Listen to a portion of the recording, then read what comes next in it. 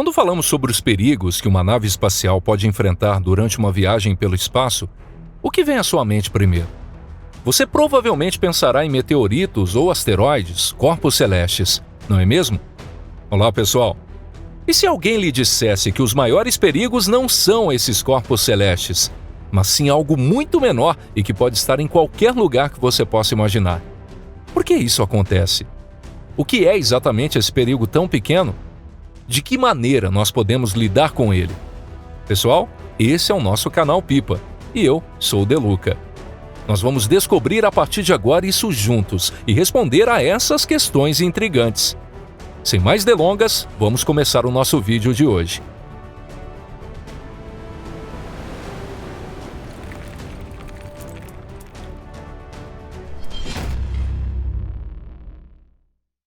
Radiação cósmica. Conforme mencionamos na introdução, no mundo da ficção científica, os objetos que ameaçam a segurança das espaçonaves, além dos piratas espaciais, é claro, geralmente incluem cinturões de asteroides ou chuvas de meteoros. Normalmente, na imaginação de escritores de ficção científica, diretores de cinema ou desenvolvedores de jogos, esses são grupos de rochas espaciais que estão constantemente colidindo entre si, como Simpléades da mitologia grega que desafiavam os argonautas. Somente pilotos de naves espaciais muito habilidosos são capazes de manobrar suas naves com destreza e evitar esses recifes no espaço. No entanto, a realidade é muito mais monótona e desinteressante. O cinturão de asteroides é simplesmente uma região no sistema planetário onde, por algum motivo, os planetas não se formaram. De fato, há uma grande quantidade de rochas espaciais espalhadas nessa região, mas entre uma rocha e outra, há vastas distâncias de vazio, que podem se estender por dezenas até centenas de quilômetros de espaço desocupado. A probabilidade de passar perto de um asteroide, ou seja, de realmente fazer o que é necessário, é muito maior do que a probabilidade de colidir com um. É como dirigir um veículo com tração nas 4 rodas por uma planície e acabar colidindo com uma única árvore no meio do nada, algo que acontece muito raramente.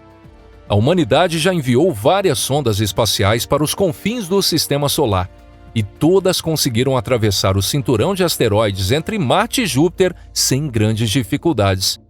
Talvez uma ameaça mais perigosa seja, por exemplo, uma nuvem de protoplanetas muito jovens e literalmente recém-nascidas no Sistema Solar.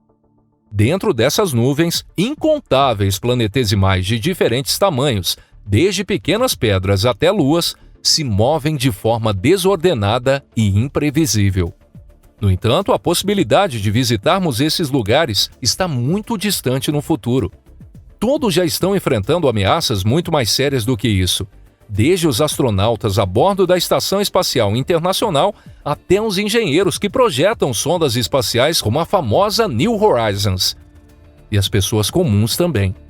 Por exemplo, aqueles que esquecem de passar protetor solar e ficam muito tempo deitados na praia e expostos ao sol também correm esse perigo. Você já deve ter adivinhado do que estamos falando, né? Trata-se da radiação. Vamos continuar com o exemplo da praia. Você já passou por uma situação em que ficou queimado de sol ao ponto de parecer uma queimadura? Você sabe por que ocorre a queimadura? Em termos bem simples, quando os raios ultravioletas prejudiciais destroem as células da pele, o sistema imunológico reage, causando inflamação e resultando em queimaduras. Além disso, essas partículas de radiação podem penetrar profundamente nas células do corpo, danificando o DNA, o que pode transformá-las em células malignas e iniciar uma divisão celular descontrolada. É dessa maneira que os tumores começam a se formar. O melanoma é um exemplo claro disso, mas é exatamente assim que os cânceres causados por radiação se desenvolvem. A radiação também pode afetar objetos que não sejam organismos vivos. Qualquer pessoa já deve ter visto um objeto desbotado ou com sua cor alterada após exposição prolongada ao sol. Esse fenômeno de desbotamento ocorre de maneira muito semelhante às queimaduras de sol. Existem vários tipos diferentes de radiação, e alguns são significativamente mais perigosos do que outros. Por exemplo, há o que normalmente chamamos de radiação, e que em termos científicos é conhecido como radiação ionizante, que literalmente perfura os átomos. A radiação ionizante expulsa elétrons dos átomos, dando origem aos íons positivos. Alternativamente, a partícula pode ser capturada pelo átomo, criando íons negativos. Em seguida, esses íons recém-formados agora perfuram outros átomos próximos da mesma maneira. Esse tipo específico de radiação em particular é extremamente perigoso. Existem diferentes tipos de radiação. Por exemplo, as partículas alfa podem ser bloqueadas por uma simples folha de papel, enquanto os perigosos raios gama podem atravessar até mesmo paredes de concreto. De qualquer forma, qualquer tipo de radiação pode causar dano sério se não for devidamente bloqueada. Mas por que tipos diferentes de radiação representam perigos diferentes? Vamos tentar explicar isso usando um exemplo simples. Se alguém pegar uma bala de metal e jogá-la em outra pessoa, provavelmente causará apenas um hematoma. No entanto, se a mesma bala for colocada em uma arma e disparada, o resultado seria drasticamente diferente e muito mais grave. A bala atirada na pessoa é exatamente a mesma em ambos os cenários. Mas o que mudou? Isso mesmo, a resposta está na velocidade e na energia que ela recebeu no momento do disparo.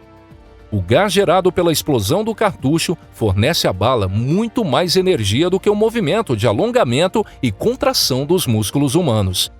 Exatamente o mesmo problema ocorre com a radiação cósmica.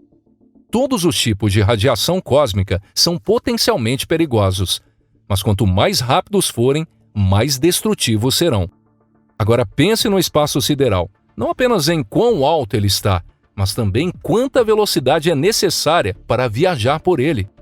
A questão é quanta aceleração é necessária para evitar que as sondas espaciais caiam na Terra pela força gravitacional e, potencialmente, por exemplo, para se afastar do Sol a caminho de estrelas distantes. Em outras palavras, as naves estão acelerando em direção a partículas carregadas e colidindo com elas a essa velocidade altíssima. Como se proteger da radiação? No espaço existem principalmente duas fontes de radiação. A primeira dessas fontes de radiação é o Sol, além de outras estrelas. Todas as estrelas, incluindo o Sol, são autênticos reatores de fusão nuclear, emitindo todos os tipos de radiação. O que nos protege de grande parte dessa radiação são o campo magnético da Terra, que desvia as partículas emitidas pelo Sol, e a nossa densa atmosfera.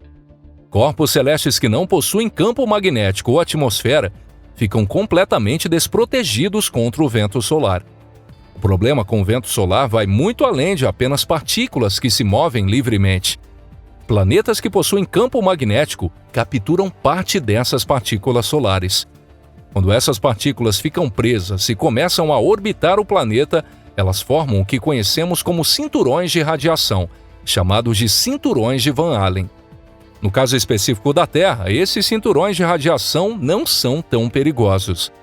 Por exemplo, quando a missão Apollo viajou para a Lua, foi suficiente escolher uma rota segura que passasse por uma área onde a radiação não fosse tão intensa. No entanto, nas luas que estão próximas de Júpiter, a radiação pode ser tão intensa que uma pessoa desprotegida poderia receber uma dose letal de radiação em pouquíssimo tempo. A maneira mais simples de nos protegermos da radiação, supondo que construamos uma base na Lua, seria garantir que ela não esteja exposta diretamente a esses raios destrutivos.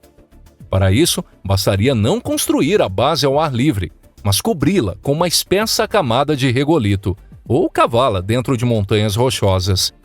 Da mesma forma, em grandes asteroides, métodos semelhantes poderiam ser adotados. No caso das naves espaciais, no entanto, não podemos simplesmente enterrá-las no regolito, o que torna a proteção mais desafiadora. Mesmo quando não tripuladas, a própria estrutura das naves e seus equipamentos também sofrem deterioração com o tempo devido à radiação. E quanto maior for o tamanho da nave espacial, maior será o desafio de fornecer uma proteção eficaz. No entanto, o desafio mais importante é nos proteger da segunda fonte de radiação. Essa segunda fonte de radiação inclui corpos celestes distantes no universo, como supernovas, quasares e núcleos galácticos ativos. A radiação emitida por esses corpos celestes preenche o espaço interestelar com partículas extremamente energéticas. Embora ocasionalmente essa radiação chegue em direção a nós, na maior parte das vezes o Sol a desvia, assim como a Terra desvia o vento solar. Porém, fora dos limites do Sistema Solar, a radiação galáctica se torna um problema muito mais sério. Isso é especialmente verdade se imaginarmos uma nave interestelar que possa viajar em altíssimas velocidades, próximas à velocidade da luz. Você se lembra de quando falamos sobre velocidade? Na verdade, essa viagem seria semelhante a uma tentativa de atravessar sob tiro de metralhadoras, como em cenas de filmes sobre desembarques na Normandia. E o pior é que essa situação duraria por anos. Entretanto, parece que já foram sugeridas soluções para esse problema. Uma dessas soluções consiste nas chamadas técnicas de defesa passiva. Isso significa cobrir estações espaciais ou sondas interplanetárias com materiais especiais capazes de bloquear ou refletir as partículas perigosas. Até mesmo materiais comuns, como polietileno, podem ser eficazes para isso. No entanto, para naves maiores e que viajam a velocidades mais altas, especialmente em regiões inexploradas do espaço interestelar, isso pode não ser suficiente. Para essas naves, será necessário desenvolver novos métodos de proteção, ou seja, uma defesa ativa. O objetivo da defesa ativa seria criar algum tipo de campo ao redor da nave espacial. Esse campo funcionaria de forma semelhante aos campos magnéticos de planetas e estrelas, desviando as partículas de radiação. Esse campo poderia ser criado utilizando, por exemplo, tecnologias baseadas em plasma. No entanto, a defesa ativa tem suas limitações e não é uma solução completa. Isso porque ela só desvia partículas carregadas, enquanto partículas neutras podem passar diretamente. Portanto, a defesa passiva continua sendo essencial, mas deve ser aprimorada com novos materiais mais leves e eficazes do que os tradicionais, como o chumbo. É aí que novos materiais, como nanotubos contendo átomos de hidrogênio, poderiam ser úteis. Pesquisadores e engenheiros ao redor do mundo estão ativamente trabalhando no desenvolvimento desses materiais. A radiação continua sendo, tanto hoje quanto no futuro, um problema extremamente sério para as naves espaciais. Provavelmente ela pode ser considerada a maior ameaça no espaço profundo. No entanto, como já estamos trabalhando intensamente em soluções para lidar com a radiação, isso não impedirá as futuras missões espaciais da humanidade. E se você gostou do conteúdo desse vídeo, nós ficaremos felizes se você puder deixar um like ou compartilhar em suas redes sociais.